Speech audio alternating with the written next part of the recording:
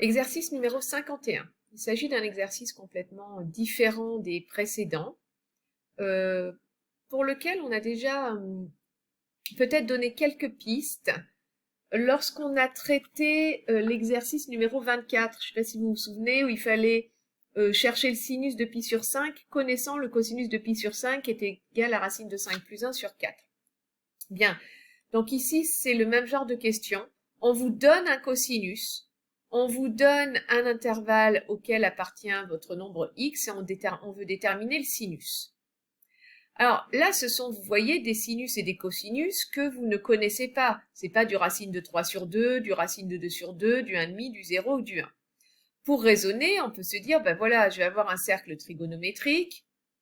Je sais que mon cosinus est égal à moins 0,8. En moins 1, on est là, donc moins 0,8, on est là. Donc mon nombre x, ça veut dire que soit il est venu s'enrouler là, soit il est venu s'enrouler là. Mais en plus, on me dit que x appartient à l'intervalle pi sur 2 pi. Pi sur 2, c'est ici, et pi, c'est ici. Ça veut dire que mon nombre x va appartenir à cet intervalle-là.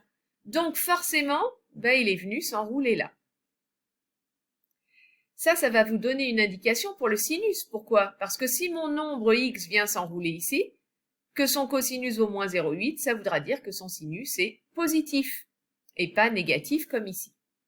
Et pour déterminer le sinus à partir du cosinus, eh bien, on va se servir toujours de la même formule qui lie le cosinus et le sinus, c'est-à-dire cos carré x plus sinus carré x égale 1.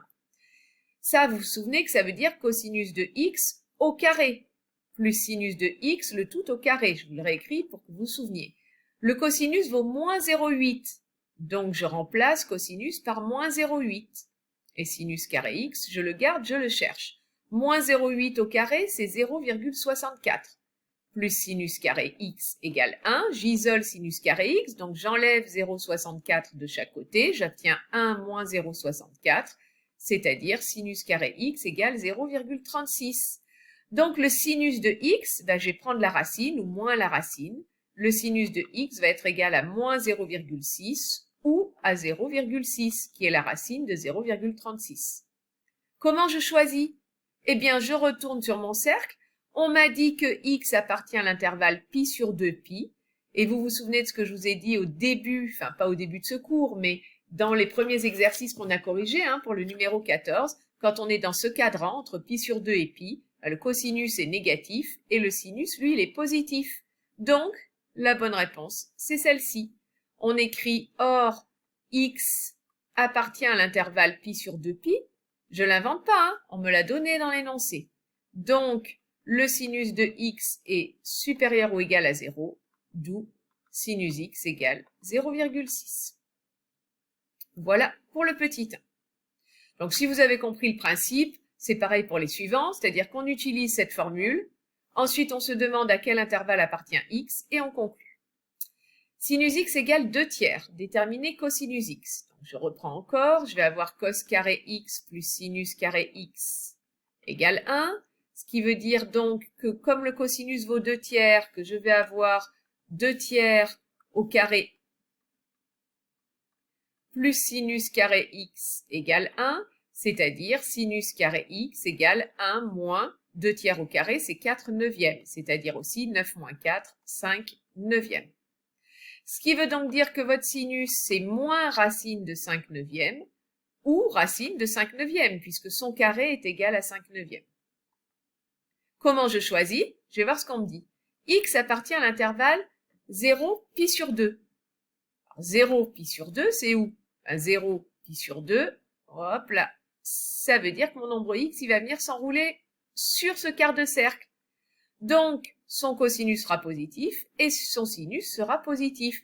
Moi, ce qui m'intéresse, c'est... Ah mince, désolé, je vous ai remplacé le cosinus ici par 2 tiers au carré. Attention, c'est le sinus qui valait 2 tiers. Donc ici, c'est le sinus que j'ai remplacé par 2 tiers au carré. Là, c'est le cosinus. Excusez-moi, j'ai mal lu l'énoncé, je recommence pas la vidéo. Ouais, c'est exactement pareil, c'est symétrique en cos et sin. Donc sinus x vaut 2 tiers, je le mets au carré, et il me reste cos carré. Cos carré, donc 1 moins 4 neuvièmes, 5 neuvièmes. Donc cosinus de x est moins racine de 5 neuvièmes, ou cosinus de x égale racine de 5 neuvièmes. x appartient à l'intervalle 0 pi sur 2, c'est ce qu'on nous dit ici, ce qui veut dire que son cosinus est positif et son sinus est positif. Puisque son cosinus est positif, ce sera lui. Donc cosinus x est supérieur ou égal à 0. Donc le cosinus que l'on choisit, c'est racine de 5 neuvièmes, que vous pouvez écrire racine de 5 sur 3 pour enlever la racine ici du dénominateur. Et enfin le dernier, on vous donne, je vais le faire ici, on vous donne cosinus x égale 0,6, donc même chose, cos carré plus sinus carré égale 1. On me donne le cosinus 0,6, donc au carré, plus sinus carré x égale 1, ce qui veut dire que sinus carré x est égal à 1 moins 0,6 au carré, c'est-à-dire 1 moins 0,36, donc 0,64. Ce qui veut donc dire que votre sinus peut prendre les valeurs moins 0,8 ou 0,8, c'est-à-dire la racine de 0,64 ou l'opposé de la racine de 0,64. Comment on choisit? On va voir le deuxième renseignement. X appartient à l'intervalle 3 pi sur 2, 2 pi. Alors c'est où ça? 1 fois pi sur 2, 2 fois pi sur 2, 3 fois pi sur 2, c'est là, jusqu'à 2 pi. Donc on est dans ce quart de cercle ici. Qu'est-ce qui se passe? Pour tous les nombres qui viennent s'enrouler là, leur cosinus est positif et leur sinus est négatif. Donc je vais choisir le sinus négatif. Or, x appartient à l'intervalle 3 pi sur 2, 2 pi. Donc, sinus x est négatif ou nul, d'où je choisis sinus x égale moins 0,8. Voilà pour le numéro 51.